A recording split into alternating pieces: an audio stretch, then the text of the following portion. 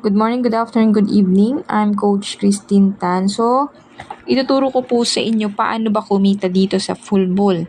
So, meron po tayong tinatawag na matrix times 3. So, ito po yung ating time stream na matrix. So, meron po tayong level 1, level 2, level 3, level 4, 5, 6, 7, 8, 9. So, ito po yung level 9.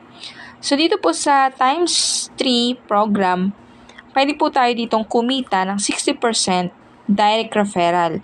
So, ibig sabihin po, kung may magjo-join po sa'yo sa level 1 to level 2, level 3, level 4, hanggang 6, kikita ka po dyan. For example, sa level 9 po, may sumali sa'yo, kikita ka dyan ng 512 polygon, i-divide mo sa 30% or times mo sa 60%.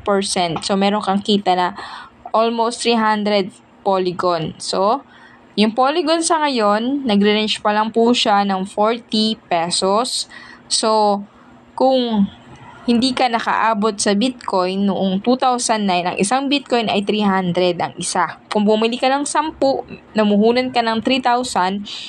Pero, kung hinold mo yan ng 2024, hindi mo ginastos, meron kang 57 million kasi ang isang Bitcoin ngayon ay 5.7 million. So ngayon guys, ito na yung chance mo na makapag-ipon ng Polygon Matic. Ayan. So ito yung ating times 6 program.